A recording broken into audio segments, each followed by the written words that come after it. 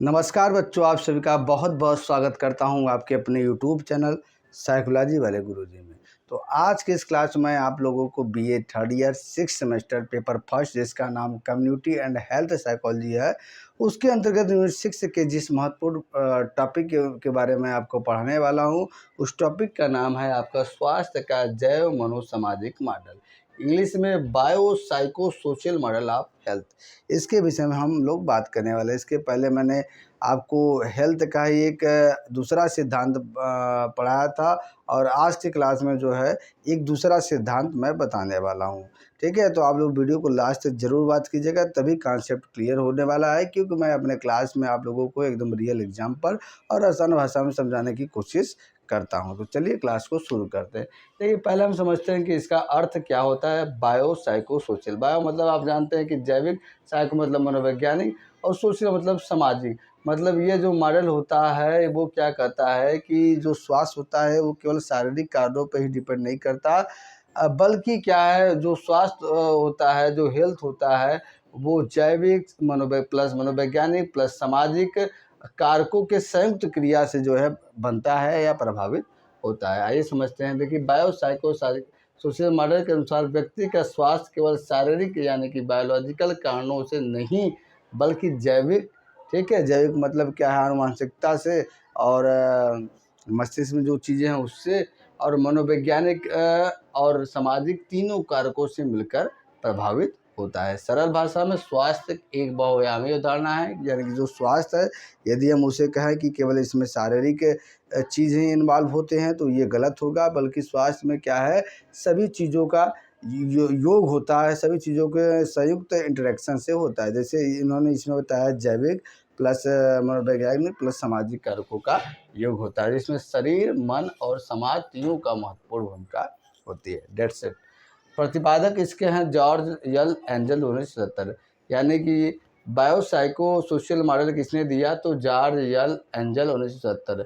ठीक है, और इन्होंने क्या है, इन्होंने मेडिकल मॉडल की सीमाओं को देखते हुए यह मॉडल प्रस्तुत किया, क्योंकि यह एक डॉक्टर भी थे, इसलिए मेडिकल मॉडल में जो सीमा है उसको देखते हुए इन्होंने ये मॉडल प्रस्तुत किया। परिभाषा इन्हीं के अनुसार, जॉर्ज एंजल के अनुसार, ये कहते हैं स्वास्थ्य और बीमारी जैविक, मनोवैज्ञानिक एवं सामाजिक कारकों का पारस्परिक क्रिया का परिणाम है। यानी कि स्वास्थ्य और बीमारी, कोई व्यक्ति अगर अच्छा स्वास्थ्य है या कि इसको कोई बीमारी है, तो जैविक, मनोवैज्ञानिक एवं सामाजिक कारकों की आपस में जो है क्रिया, आपस में इंटरेक्शन करने का ही परिणाम होता है। अब बात करेंगे जो तीनों फैक्टर हैं, हम आपके सिद्धांत में दिया गया है, बायोलॉजिकल, साइकोलॉजिकल और सोशल मॉडल। ठीक है, तो इन तीनों का अलग अलग बात करते हैं, और ये बात करते हैं कैसे ये व्यक्ति के स्वास्थ्य को प्रभावित करते हैं। सबसे पहला है बायोलॉजिकल फैक्टर, यानी कि जैविक कारण। ये क्या, किससे जरूरत है, ये शरीर से जुड़े आपके कारक होते हैं, और ये व्यक्ति के स्वास्थ्य को प्रभावित करते हैं। कैसे, जैसे इसमें कई ठो दिया हुआ है। पहला है आनुवंशिकता, जेनेटिक्स। आप जानते हैं आनुवंशिकता क्या होता है। आनुवंशिकता मतलब क्या है, पीढ़ी दर पीढ़ी जो है माता पिता से जो बच्चों को गुण प्राप्त होता है, ठीक है, उसको हम क्या कहते हैं, आनुवंशिकता कहते हैं। तो जिस प्रकार से उनको शारीरिक गुण प्राप्त होता है, ठीक उसी प्रकार से बच्चों को क्या है, वो अच्छी स्वास्थ्य और बुरा स्वास्थ्य भी उसको मिलता है। ठीक है, जैसे अगर परिवार में कोई व्यक्ति किसी मानसिक रोग से ग्रस्त रहा हो, तो उसके बच्चे में भी होने के चांसेस होते हैं। दूसरा क्या है, प्रतिरक्षा प्रणाली, यानी कि इम्यूनिटी हम लोग जिसको कहते हैं। ये जो इम्यूनिटी सिस्टम होता है वो क्या करता है, यह व्यक्ति के शरीर को वायरस, बैक्टीरिया और अन्य रोगाणुओं से बचाता है। यदि आपका इम्यून सिस्टम मजबूत रहेगा तो आप में संक्रामक रोग कम होगा, और यदि आपका कमज़ोर होगा तो आप में संक्रामक रोग होने के चांसेस ज़्यादा है। इट मीन, यदि इम्यूनिटी आपका मजबूत है तो आपका स्वास्थ्य बेहतर रहेगा, यदि आपका इम्यूनिटी कमज़ोर है तो आपका स्वास्थ्य बेहतर नहीं रहेगा। तीसरा है हार्मोन्स। हार्मोन्स यानी कि हार्मोन्स क्या है, एक तरह से केमिकल होते हैं जो हमारे अंतःस्रावी ग्रंथियों से रिलीज होते हैं, और सभी हार्मोन्स का अलग अलग काम होता है। लेकिन कुछ ऐसे हार्मोन्स होते हैं, अगर उनका इम्बैलेंस हो जाए तो वो व्यक्ति के अंदर क्या है, कोई ना कोई मानसिक समस्या उत्पन्न करने की क्षमता रखते हैं। जैसे इनमें से इंसुलिन है, थायरॉक्सिन है, कार्टिसोल है। अगर इसका शरीर में इम्बैलेंस हो जाए तो व्यक्ति में क्या है, डायबिटीज़ का वो शिकार हो सकता है, स्ट्रेस हो सकता है, और अन्य जो है स्लीप प्रॉब्लम भी उसे हो सकते हैं। तीसरा है मस्तिष्क एवं तंत्रिका कण। आप जानते हैं कि mind is our master of our body, ठीक है। जो मस्तिष्क है और तंत्र ये दोनों लोग मिलके शरीर के सभी अंगों का क्या है, नियंत्रित करते हैं, ठीक है। तो यदि इनमें कोई चीज़ गड़बड़ी आता है, कोई दिक्कत आता है, तो क्या है, व्यक्ति की स्मृति प्रभावित होती है, उसका व्यवहार बदल जाता है और वो कोई ना कोई मानसिक रूप से क्या है, ग्रस्त हो जाता है, अगर वो अच्छे से फंक्शन नहीं करते। चौथा है पोषण। पोषण जाते हैं न्यूट्रिशन। आप जानते हैं न्यूट्रिशन कितना ज़्यादा महत्व है बच्चों में और परिवार में। यदि जो है क्या है, क्योंकि कहा जाता है संतुलित भोजन अच्छे स्वास्थ्य का आधार है। यदि किसी व्यक्ति को अच्छा न्यूट्रिशन मिल रहा है तो उसकी प्रतिरक्षा जो होगी, इम्यून सिस्टम मजबूत होगा और उसका जो है उसमें बीमारी का चांस कम होगा और वो अच्छी तरीके से अपनी दैनिक दिनचर्या कर सकेगा। अगर किसी में क्या न्यूट्रिशन कुपोषण कोई व्यक्ति शिकार है तो वो कोई ना कोई मानसिक विकृति या तो शरीर में कोई अपंगता और क्या है, वो व्यक्ति दिनचर्या की जो उसकी डेली चीज़ें हैं वो भी प्रभावित होने वाली हैं। तो इस तरह से आपने देखा है कि जो बायोलॉजिकल फैक्टर यानी कि जैविक कारक है जो बच्चों को जन्म से माता पिता के द्वारा मिलता है, जिनमें सभी चीज़ें इन्वॉल्व होती हैं, ये किस तरह से क्या है व्यक्ति के व्यवहार को, व्यक्ति के शरीर को, व्यक्ति की बाकी चीज़ों को जो है स्वास्थ्य को प्रभावित करती है। अब हम लोग बात करते हैं साइकोलॉजिकल फैक्टर यानी कि मनोवैज्ञानिक कारण।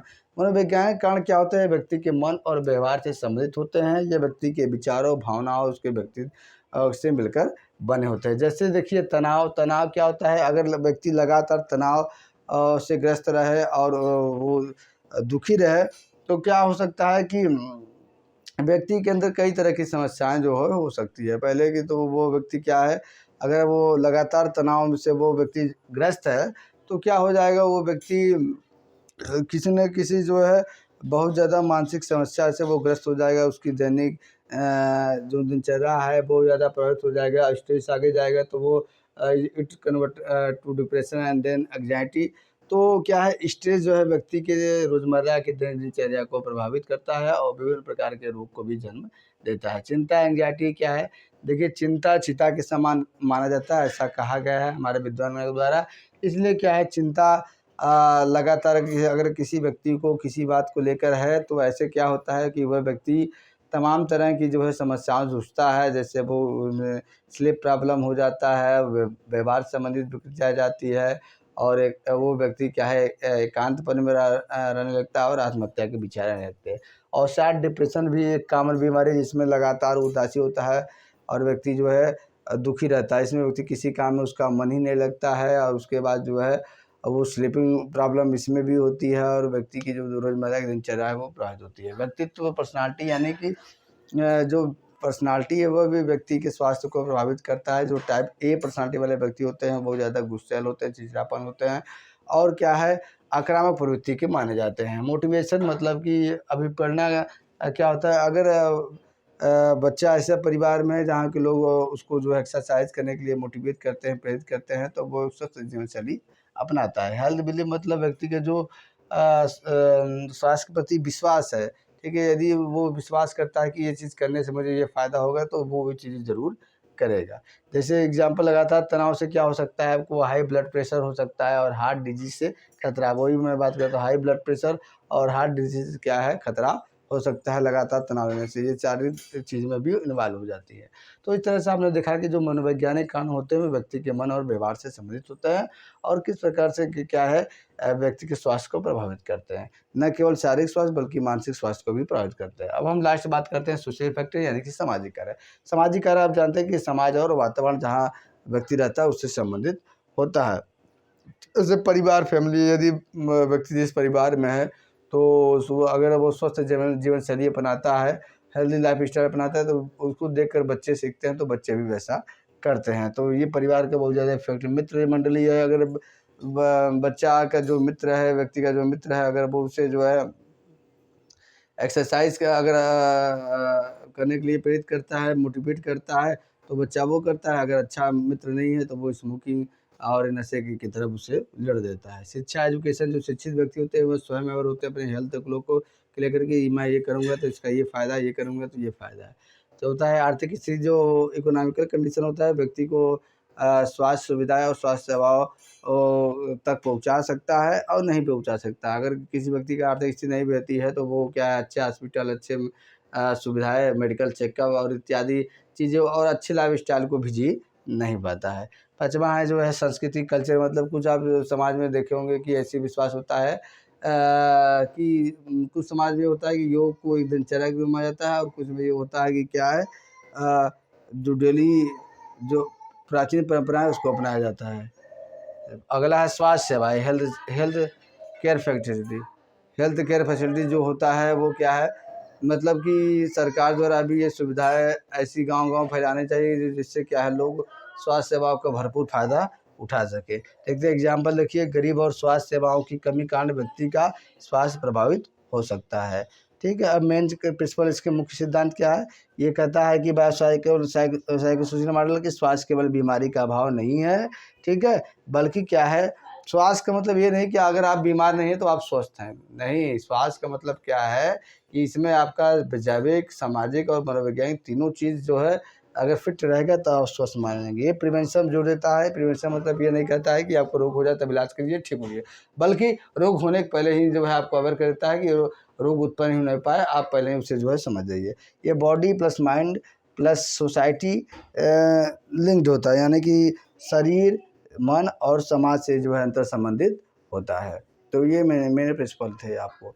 तो आज क्लास मैंने आपको बायोसाइको सोशल मॉडल क्या होता है इसके बारे में विस्तार से बताया। वीडियो आपको कैसा लगा है आप कमेंट जरूर कीजिएगा, लाइक और शेयर करना मत भूलिएगा।